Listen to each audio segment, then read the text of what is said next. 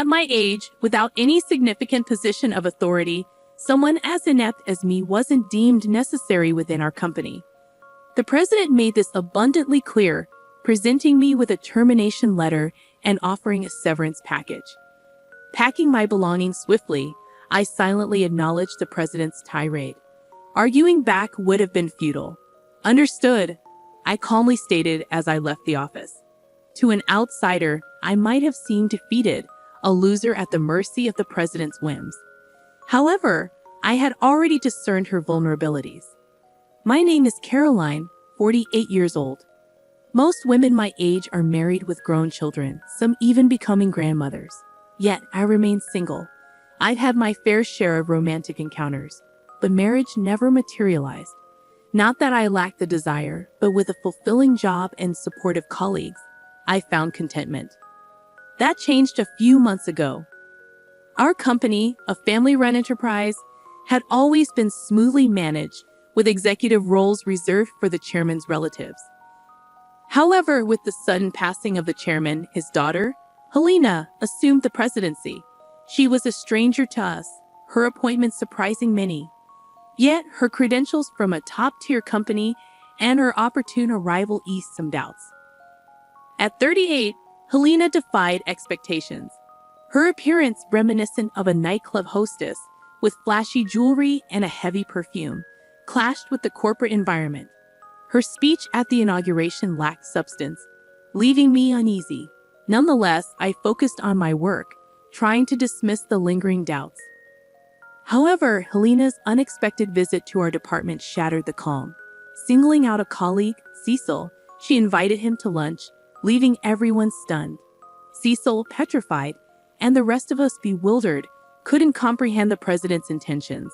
Yet, there she was, surprising us all with her unorthodox approach. I find that quite endearing, Helena continued, her hand already on Cecil's arm, ready to whisk him away. Cecil interjected politely, "Please wait. I appreciate the offer, but I have urgent work to finish this morning. Could we possibly wait until break time?" It was barely past 10 o'clock a.m., too early to abandon work for a lunch outing. "Is your work really that urgent? If so, someone else can handle it. Lunch with the president is far more valuable to you. I'll teach you what to prioritize," she insisted, pushing Cecil along despite his reluctance. By the time they returned, it was past 2 o'clock p.m.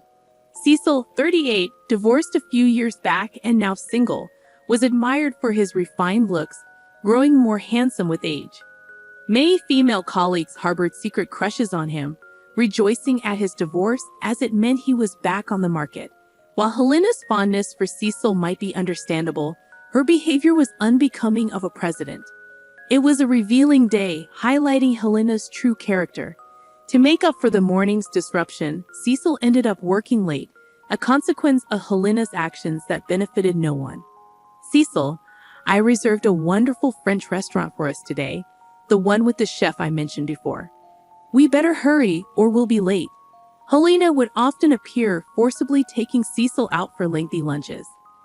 As this became a regular occurrence, she began occupying the seat beside Cecil, disrupting his work with her chatter. Colleagues displaced by Helena struggled to complete their tasks, often resorting to overtime. Gradually, a simmering discontent towards Helena grew among the staff. While no one dared to voice their frustrations openly, it was clear that everyone shared the same sentiment. When exactly does Helena perform her presidential duties? It seems like she's not taking her job seriously at all. That's the look my colleagues and I shared as we watched her. I found myself occupied, assisting Cecil and others with their workload, often leading to overtime. One day, while helping Cecil, I attempted to lighten the mood. "You've really been put through the ringer.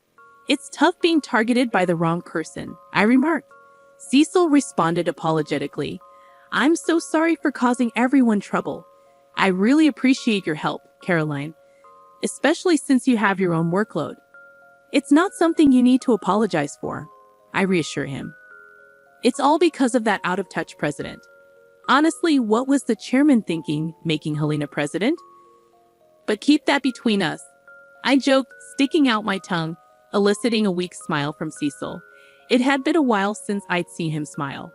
In fact, I realized that smiles had become rare in our department lately. How long would these days continue? The mere thought weighed heavily on my mind. Determined to break this cycle, I decided to consult someone about it: Carl, the chairman, and Helena's father. When I first joined the company, Carl was the executive vice president, and we occasionally chatted. Now as chairman, our interactions had ceased, but I boldly went to see him and frankly discussed Helena's problematic behavior. Knowing it might be impertinent, I hoped he would understand the employee's struggles. However, Carl's response was dismissive. "I'm not here to listen to such complaints.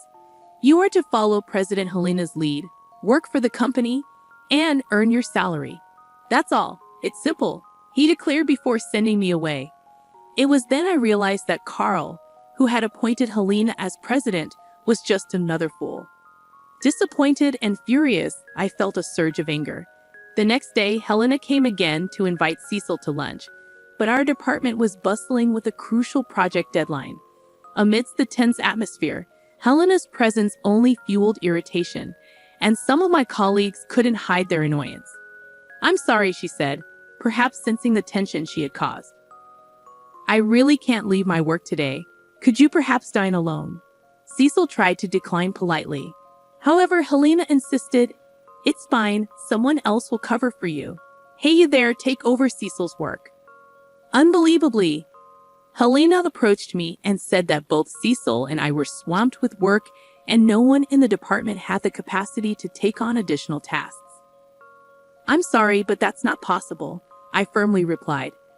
Helena widened her eyes in disbelief. "What did you just say?" she asked, her tone sharp. Despite momentarily faltering under Helena's stern gaze, I knew I had to speak up. I said it's not possible. Cecil's tasks today are critical, and I also have a pile of my own work to complete. Taking on Cecil's responsibilities is simply out of the question. Every time you pull Cecil away, our department's progress stalls, affecting the company's performance significantly. As president, you must be aware of this. We're even getting complaints about poor responsiveness from clients, and we're losing credibility. If this continues, we'll be overtaken by our competitors. I continued letting out my frustrations. There was no turning back now. "Do you even know who you're talking to? You know what happens when you speak against the president, right?"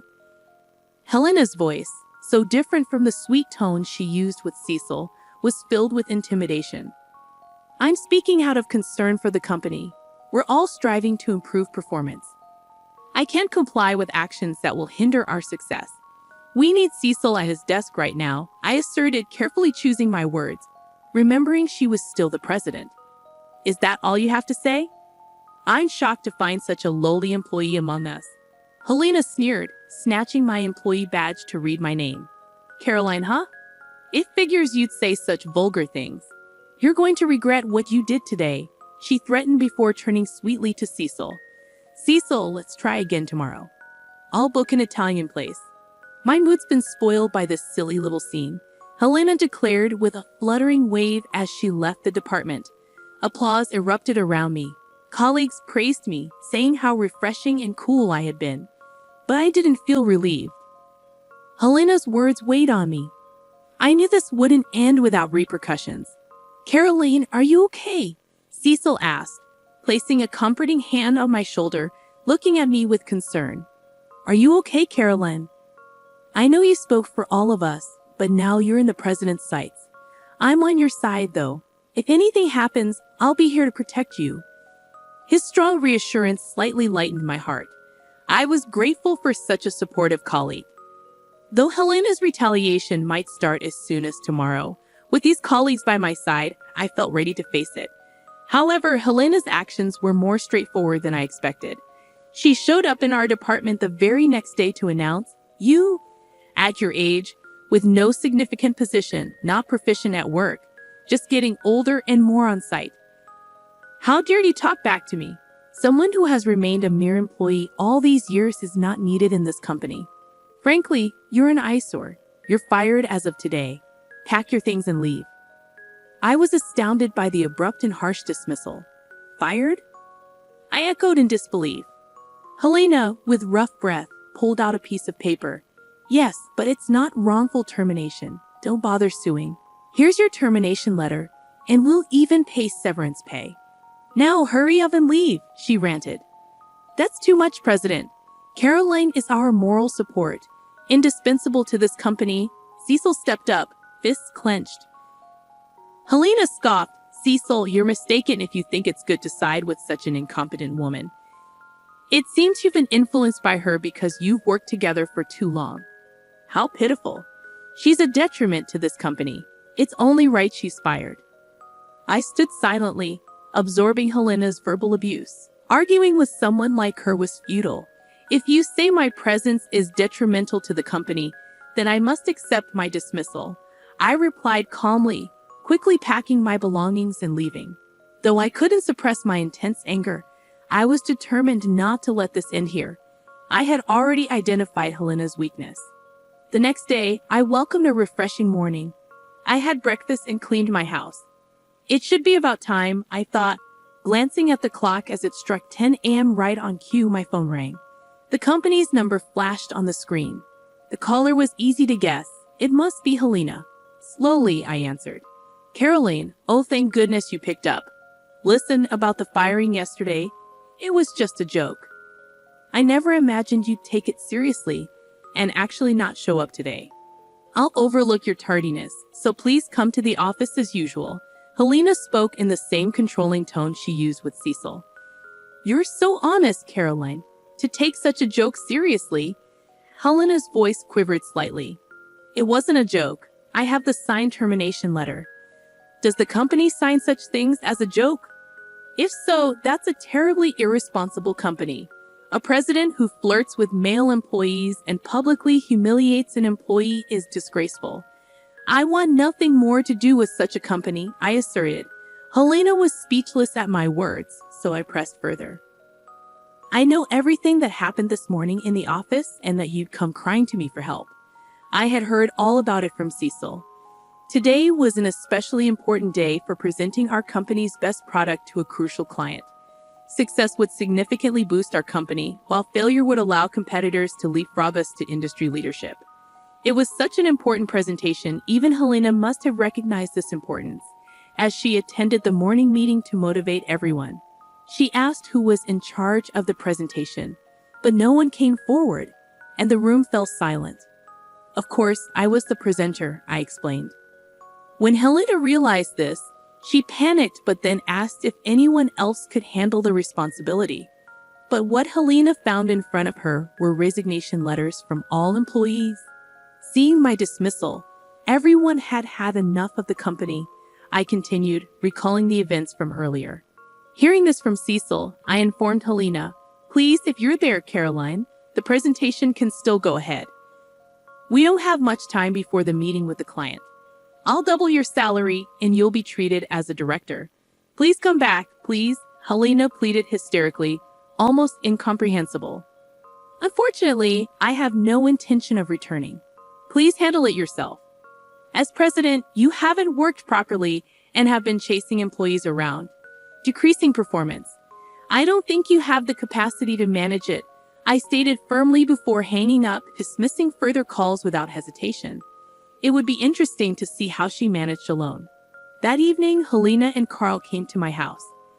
As I cautiously opened the door, they pleaded tearfully, I'm so sorry.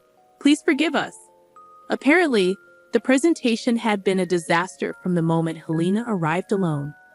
The client must have been skeptical. Just minutes into the presentation, they stormed out, disgusted with Helena's incompetence. They said they'd reconsider if I were involved. Caroline, please, for the company's sake, come back, Helena pleaded. My anger erupted. For the company? How can you say that? You've disrupted employees' work, fired me for speaking up, and caused everyone to turn against you due to your arrogance. This is the result of your actions. Please leave, I said, attempting to close the door. Helena sprang up. It's all because you interfered with my lunches with Cecil, embarrassing me in front of everyone. That's why I fired you. You got in the way of my lunches with Cecil. That's all there was, she accused. I felt sick hearing it directly from her. but I knew it was a childish notion.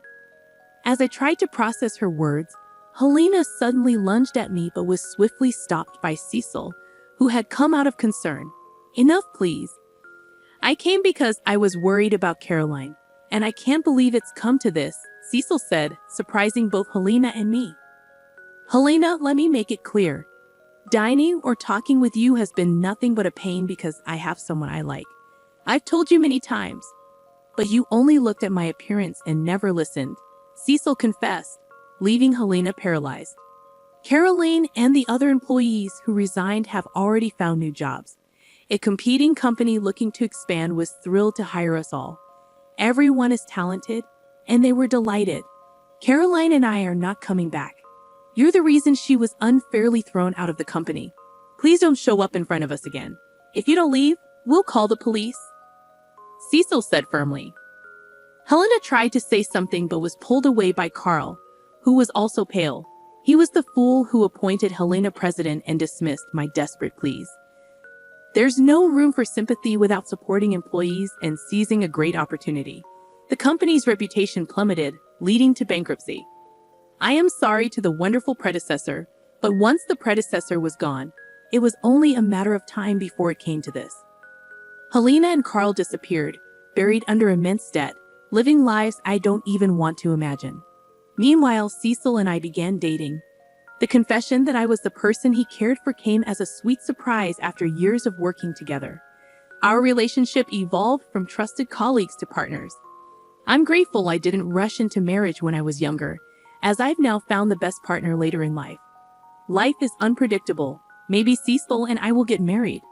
That's what I've been contemplating recently.